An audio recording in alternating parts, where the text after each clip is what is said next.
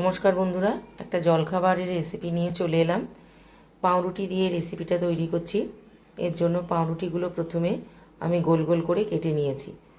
সাইডের ব্রাউন অংশটা বাদ দিয়েছি। অবশ্য গোটা পাউরুটি দিয়েও করা যায়। প্রথমে আমি এই প্যানটার মধ্যে একটু করে তেল দিয়ে দিলাম। এখানে কিন্তু তেলের বদলে ঘি বা বাটারও দেওয়া যেতে পারে।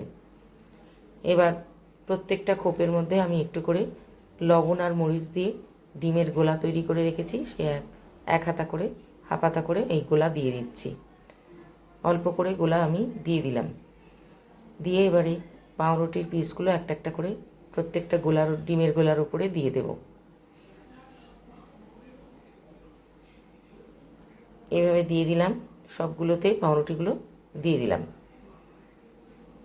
আর গতকালের রাতে বেঁচে যাওয়া অনেকটা ছোলার ডাল ছিল, শুকনো শুকনো ডালটা অবশ্য, আর তাতে একটু নারকেলের কুচি ছিল, তাই খেতে বেশ ভালো হয়েছিল। এবার এক হাতা করে সেই ডাল আমি পাউরুটির ওপরে দিয়ে দিলাম। এতে ডালটাও নষ্ট হলো না, খাওয়া হয়ে গেল, আর খেতেও এটা বেশ নতুনত্ব ভালো হয়েছিল। এবারে আর একটা করে পাউরুটি ওই একইভাবে কেটে নিয়েছি গোল গোল করে। এবারে উপর দিক থেকে আর একটা পাউরুটি দিয়ে দিলাম। এটা ঘুগনি থাকলে বা তরকা থাকলেও এরকমভাবে করা যেতে পারে এবং খেতে বেশ ভালো হয়। আর একটা করে পাউরুটি চাপা দিয়ে দিলাম। এর উপর থেকে এক হাতা করে ডিমের গোলা দিয়ে দেবো।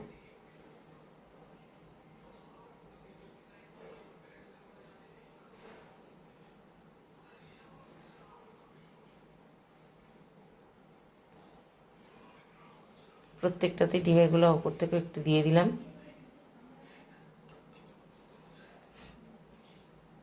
আর খেতে ভালো হয় আর তাড়াতাড়ি তৈরিও হয়ে যায়। আর বেঁচে যাওয়া তরকারিটা নষ্টও হলো না, মানে ডালটা বেঁচে যাওয়া তরকারি আলুর দম দিয়েও আলুটাকে ম্যাশ করে নিয়েও করা যায় এইভাবে। এবারে প্রত্যেকটা উল্টে দিতে হবে, অপর পিঠটা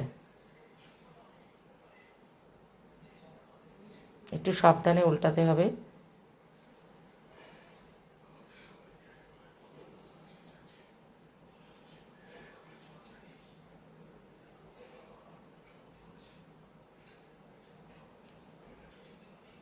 প্রত্যেকটা পাউরুটি আমি একটা একটা করে উল্টে দিলাম। এবার অপর পিঠটাও একটু ভেজে নিতে হবে।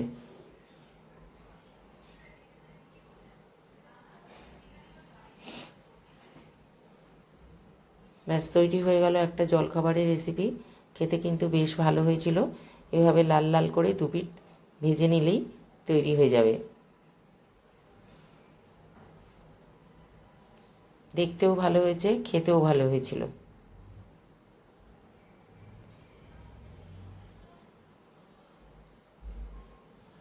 ব্যাস বেঁচে যাওয়া ডাল দিয়ে একটা জলখাবারের রেসিপি বানিয়ে নিলাম।